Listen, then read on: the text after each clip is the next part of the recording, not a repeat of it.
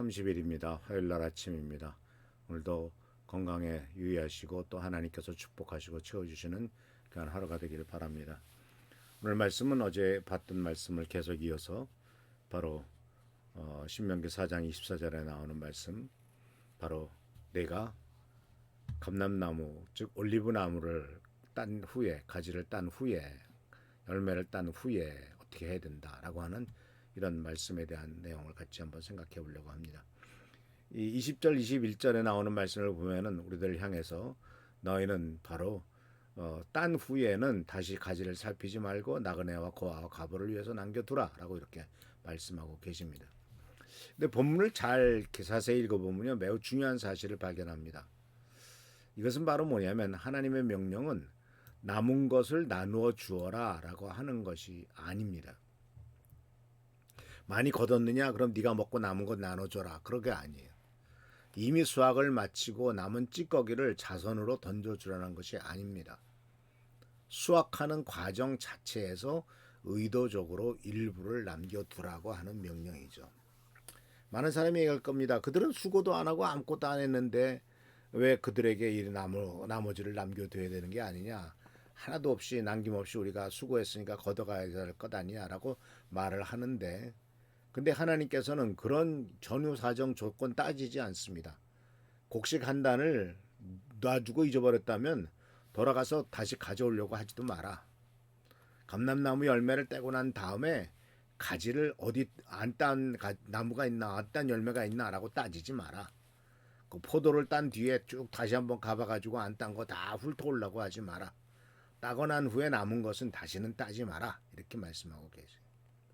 근데 이것은 우리가 잘 생각해 보면은 이것은 바로 자선을 베푸는 것이 아니고 하나님이 설계하신 경제 질서다라고 하는 거죠. 이것은 레위기 19장 9절 10절에서도 동일한 원리가 등장하는데요.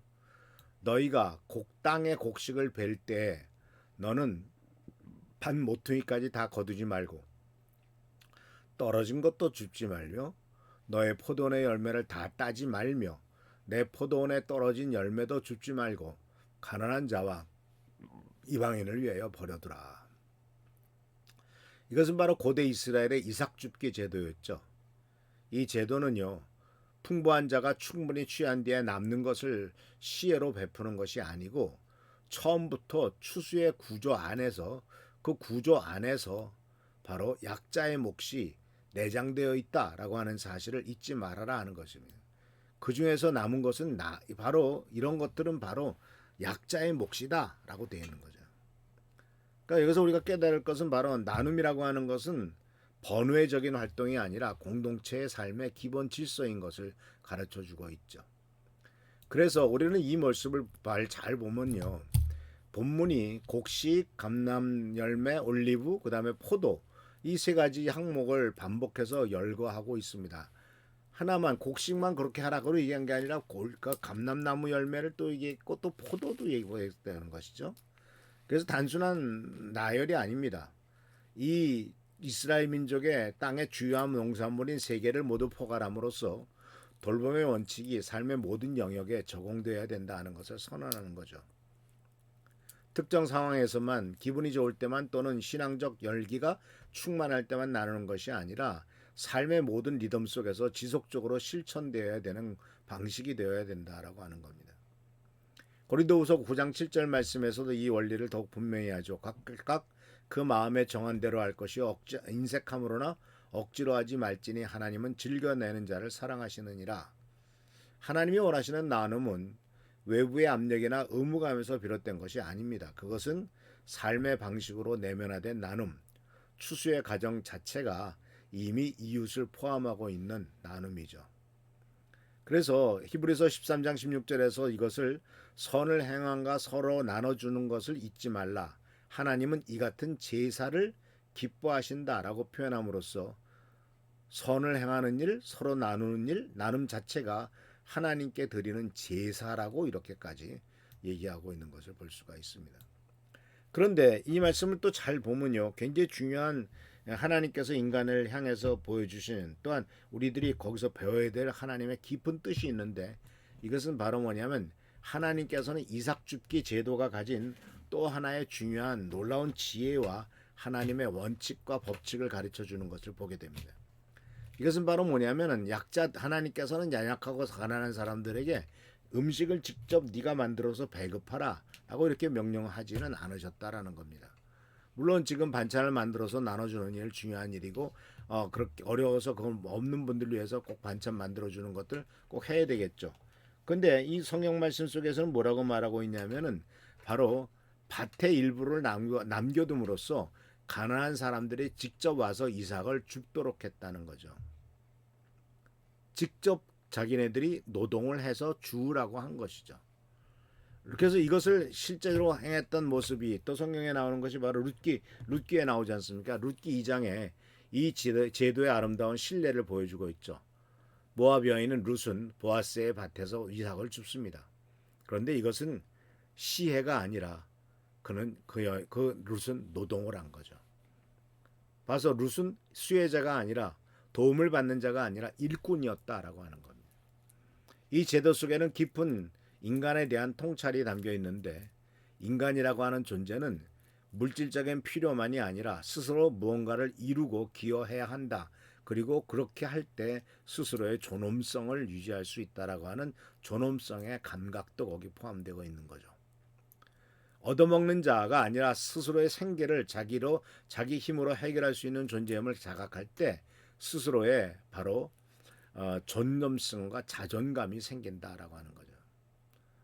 막 퍼주기 시작한다면 단순히 물질적인 지원은 때로는 그 물질적인 지원을 받는 사람들의 자존감을 훼손하는 역설적 결과를 낳는 것을 우리는 종종 목격하죠. 홍사님도 설교할 때 그런 말씀을 나눴습니다만 전에 뭘 도와준다 하고 사람 불러다 놓고 수많은 사람 앞에서 이 사람이 우리의 도움받는 사람이요라고 광고하고 사진 찍고 그랬을 때 받는 사람들이 나중에는 치사해서 나 그거 더러워서 안 받아 이런 것들 이것은 바로 뭐예요? 그 돈 몇 푼 때문에 나의 존엄성을 무시당할 수 없다라고 하는 것이죠. 이것이 바로 단순한 물질 지원이 바로 그걸 받는 사람의 자존감을 훼손하는 일들이 되기 때문에 그렇죠. 그렇기 때문에 하나님께서는 이삭줍기라는 행동을 통해서 가난한 자가 단순히 받는 자가 아니라 나도 일하고 있다라고 하는 일하는 사람으로서 세워질 수 있는 시스템인 것을 보게 됩니다. 그래서 오늘 우리 사회에서도 이러한 사회적 돌봄도 이 지혜를 배워야 되겠죠. 진정한 돌봄은 상대방의 자립 능력과 존엄성을 존중하는 방식으로 이루어져야 되겠죠.